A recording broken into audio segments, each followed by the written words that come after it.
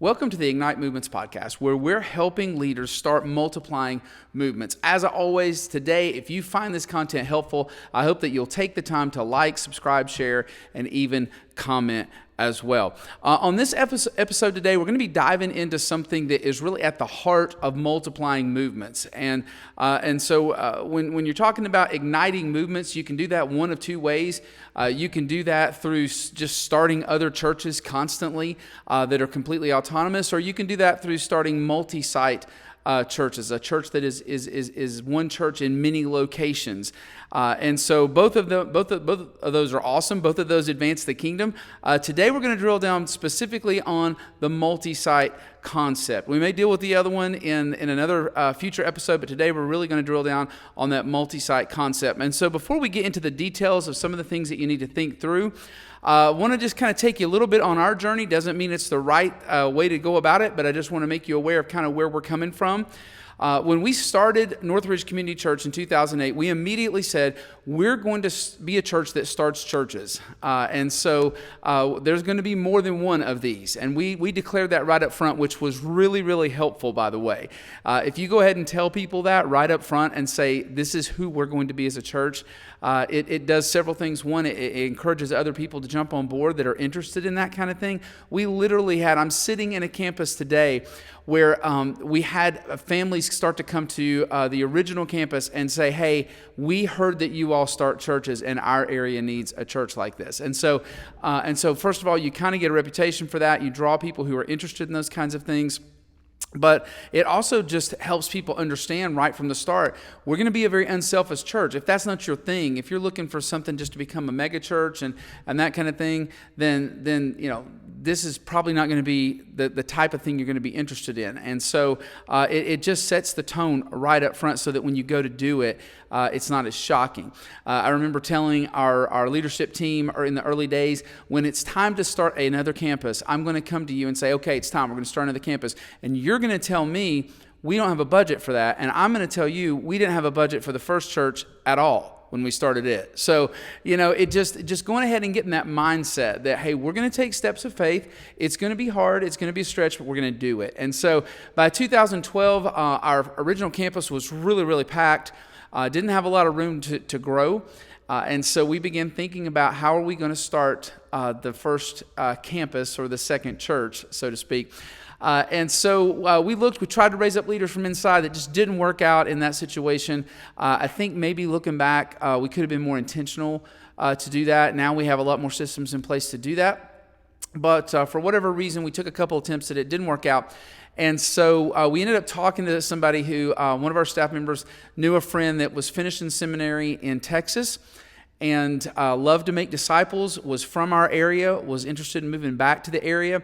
And so we began talking to Chris Miller. Chris Miller came back in the middle of 2012, and we began to pull together a core team for him to meet with. I met with them on Sunday nights, talked about who we are as a church, talked about what it's going to mean to start a new campus, that it's not going to have the same feel from day one, that it's going to be like kind of a teenager going out on his own, having to kind of start life and build back up to where his parents were. And so made all those kind of things clear, really laid a disciple-making foundation or began doing that. We got more effective as other campuses came on at doing that, but he began that process of helping them think like disciple makers and missionaries as opposed to just we're going to attend a different campus. And so he really did a good job for that whole half a year in 2012 laying that foundation. And by 2013, we sent them out. They began to meet at a private school in a gymnasium, and we began to work on their building that we bought on West Market Street in Johnson City. And so for the entire year of 2013, they met in this little half gymnasium type thing. And they grew and grew and grew, and by January of 2014, they had their grand opening, their public launch, so to speak, in January 2014 in that West Market building. And so right away after that, that we jumped right into in 2015, working on launching the Irwin campus, in 2016 the Gray campus.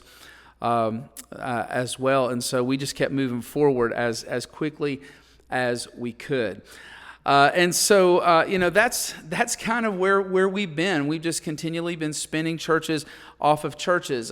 Coming out of the pandemic, unfortunately, we're back down to 3 campuses.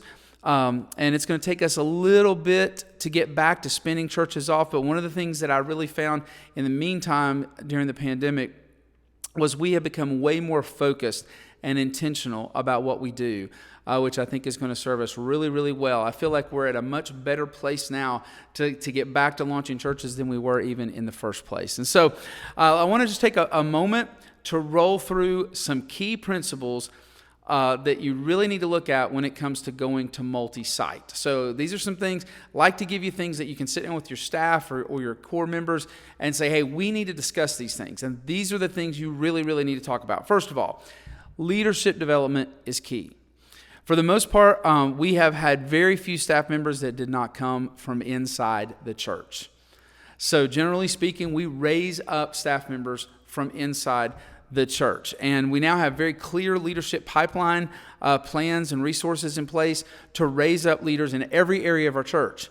And so I will tell you, you'll send your very best leaders to go plant a church. None of your kind of half-hearted members are going to go to start those other campuses. I can just tell you that right now. It's not going to happen. It's going to be all the people who are the go-getters that, they'll storm hell with a water pistol, those people that you rely on all the time and you just think, man, I don't know how I can live without them. Those are the people who are going to say, oh, I'll go. I would love to do that. Church planting sounds like a party to me. And so those are the people you're going to send. So you're going to have to be training leaders and preparing them to step up to fill in those gaps as you send them out. Okay, and so the second thing I think is you need to decide on how the locations will relate, and you need to make that clear. That may seem a little hazy, but I'll explain. How connected will they be? How much autonomy will they have? How different are you willing for those campuses to be before maybe you would just brand that as a whole separate, different thing? And I will just tell you, branding gets a bad rap in the church world. I understand that as churches become very corporate minded and it's all about branding and things like that, I understand that kind of leaves a bad taste in people's mouth, and I get that. But at its most basic level, branding is just really helping people know what kind of church this is. That they understand that if they see a Northridge sign coming up in their neighborhood, they know what kind of church they're going to get there. So it doesn't have to be branding in the sense that you're all about yourself, which I think a lot of people feel that way sometimes about church branding, and I get it. I totally get it. But there is a sense in which you can get some synergy off of the fact that, I saw one of those in Irwin. I saw one of those across town. Now on our side of town, there's one coming. Okay, so I know what that is. And so you have to ask yourself, how important is that to you? I mean, if you walked into something that had a Chick-fil-A sign and they were only serving burgers and tacos, you would be frustrated, right? You'd be like, no, I thought I was getting a Chick-fil-A here. This is not a Chick-fil-A. If you see a sign go up in your neighborhood that says Chick-fil-A at a construction site, you're excited because you know exactly what you're going to get when that moves in. And that's the issue that you need to think about. So how are these campuses going to relate? How connected will they be? How far can they stray, so to speak, before really it should just be branded as something different and maybe even be autonomous? And so we actually have a list of things that define a Northridge campus. And those are things that people can expect when they go to a Northridge church. Relevant music. The student ministry is going to be teaching these main principles. This is the curriculum for the children's ministry. It's going to be branded this way. It's going to be handled this way. Those are just some basic things. The new members class is going to operate this particular way. On and on it goes. And if a particular campus struggles with part of that, if they're saying, hey, just to be honest, we're finding that new members class has some huge flaws in it. When we teach it, there's a lot of confusion. Then we're going to come back together as a network of churches, and we're going to work on that. Now, I'm not talking about a lot of bureaucracy or extra meetings for people. I'm not talking about that all the staff has to come together I'm talking about probably the campus pastors for a new members class, for instance. The campus pastors will get together and revamp that thing and get a new one produced. that they're happy with. And so not talking about a ton of extra meetings and that kind of thing, but just coming together and saying, we're going to work on that.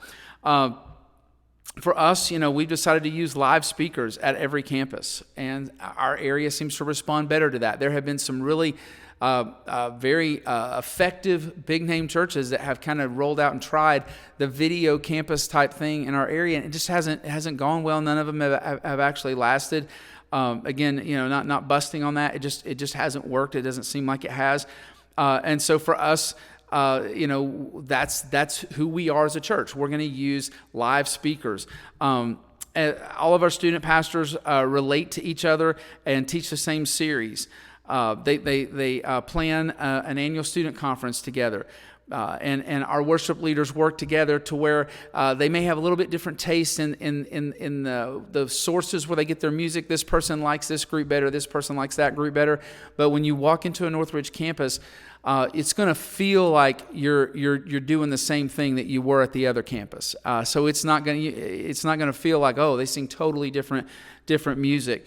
Our campus pastors preach the same series, and we all agree on those in October. And that's actually really exciting. There have been years, literally, where as the leader of the organization, not one single one of my ideas carried the day in that meeting, and I preached an entire year of things that I had no input on. I mean, I had input as far as like, yeah, I approve that, I like that kind of thing, but it wasn't my idea. And I found that challenged me, it stretched me, it caused me to speak on things that I typically wouldn't speak on, because sometimes we just get in ruts, right? And so this kind of got me out of some ruts. Our goal is to get the benefit of working together and sharing ideas across campuses without it feeling like that everything gets handed down and can't be questioned. That's the part we don't want that. We want the cooperation without the red tape. And so far, we've been able to get that. Now, I can't stress how important it is that you communicate what is expected in this area before you get started. How everybody's going to relate, how everybody's going to work together, and what those expectations are. Absolutely important that you get that out, and everybody understands that as you're starting new campuses. You may want to start a looser network of churches than what we have, and have a lot more freedom, and maybe have them all branded differently, but you're still one corporation. That would still be Multisite. It'd be a very loose Multisite, but it would still be Multisite. But just be clear about how you're setting it up and what the expectations are. The second thing I think you need to talk about is you need to get your systems down before you get started. And this is again, last episode we talked about some things that I said this is not the sexy side of church, and I know for a lot of church planters this is the draining part, like systems. Oh, fantastic! Financial systems, assimilation systems. Computer systems. Like, what are you going to use to keep up with everything? How's your staff going to hand in receipts? What's the process of starting a new campus? What does our leadership pipeline look like? How do we train people for the leadership team? How do we approve expenses? How does someone become a member?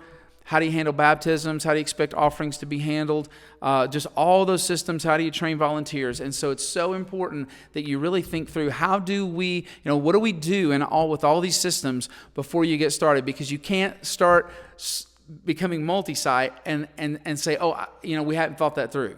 And so just very, very, very important. I felt like I'm a very systems-minded person. I thought I had thought through a lot of those things, and I'll have to confess that the deeper we got into this, the more I realized there were more things than I had originally thought of that needed to be dealt with up front. Also, I would advise that someone needs to move to be the network leader before you move to the third campus.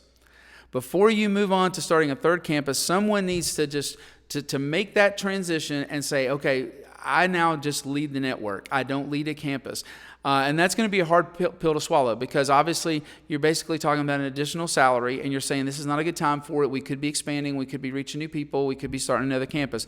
But I will promise you, you do not want to go beyond 2 campuses without that position in place. It's a hard pill to swallow. It's absolutely essential to keeping everything laser focused and everybody working in unity. It's very hard to keep everybody on the same page when you're trying to lead a campus and also lead the overall church. I can promise you that. And I would also say if you're teaching on video, I would do that when you move to start the second campus.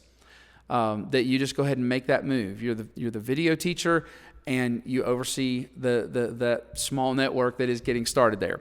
Another thing I would say is pick your locations based on where God is working. Pick your locations based on where God is working, not where you think a church like yours needs to be, or where you would like to be. Be very careful about that. It's very easy to just look and go, oh, well, the natural thing would be, next we would go here. People ask me that all the time, where are y'all going to go next? And my answer is always the same. We're going to watch where God is working, and wherever he's working, that's where we're going to go next. And so we've had groups of people actually ask us, please come to our town and start a Northridge campus here. And we've sat down with them, we've talked to them, we've tried to make sure that we're on the same page as far as philosophically, especially in the disciple-making piece, and it just wasn't there. It just was not there. And so we said, look, we're just going to hold off. And so, when you have a group of people saying, hey, we want you to come start, you would just think, oh, yeah, we're going to go do that immediately. That's the next place. But if things don't match up and God's not working in the way that you would like to see, then maybe that's not the best idea. Our area is not a massive metropolitan area for those of you that are watching outside the area. So, we might start another church that's less than 10 miles away. And I know in some places that's crazy. Like you would normally go, okay, it's got to be 20 miles away before we start one. But it might just be 10 miles away. We've got 8 elementary school districts in the Johnson City area. Eventually, we might have one in every one of those in every one of those school districts. I don't know. But if God is working in that area and we're seeing disciples made there, we'll do it. So it doesn't have to be, obviously we're not going to put one right next door, but it doesn't have to be just miles and miles and miles and miles away for us to start one. And we're not just going to pick up and go to an area and try to force something just because we think that's the next thing on the agenda. The other thing is just choosing your meeting locations wisely. This is a huge issue, and you might want to, as you start to talk about, we want to become a church that starts churches, you might want to go ahead and map this out first. Know your area. If you can rent a school, I would say do it. Make sure that you're a huge blessing to that school. Make sure you take care of that facility so well that as soon as you move out, they want another church to move in. But in the area where we started the first 2 campuses, schools will not rent to churches. And so that was out. And rent inside the city in commercial spaces is going to be $1 to $2 a square foot every month. So a 5,000 square foot building, which is not a very big building to have a church in, that's going to be $5,000 a month or $10,000 a month, perhaps. And so it's just a huge stretch. And so any decent sized space was going to be a huge expense for a startup church. And so I noticed through the years that many startup churches in our city were going to those kind of spaces, and they were going to, they were having to do it in a 3,000 square foot little tiny storefront. And what I found was the city had just kind of gotten numb to that when they saw little tiny churches going in little tiny storefronts with a banner up for 6 months, and then they were gone. And so they just kind of got used to that, and they began to feel like, okay, those churches aren't going to make it. So when we came along, we couldn't rent in schools. We couldn't afford to rent commercial space in general, and so we started looking at buying buildings. And we found a warehouse that we could convert, and the mortgage would be $2,800. And so our choice came down to we could rent a hotel conference room for about $4,000 a month or more on the 5-week months. And so we could rent for $4,000 a month, or we could pay a $2,800 mortgage. And so we chose to do that. And actually, one of the things that I think that really helped with that was, again, the city was used to seeing church plants come and go, and I think they felt like right away, oh, this one must be serious. They're moving into their own building. And it was about a 10,000 square foot building, almost 10,000, 9,000 something.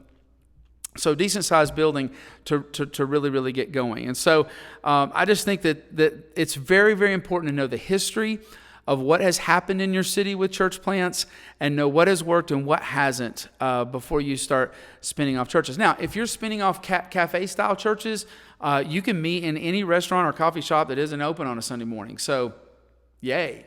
So that's one of the reasons that those styles are becoming so popular. And so, it's something to think about. Also, some churches are actually starting businesses and starting churches in the business that they start.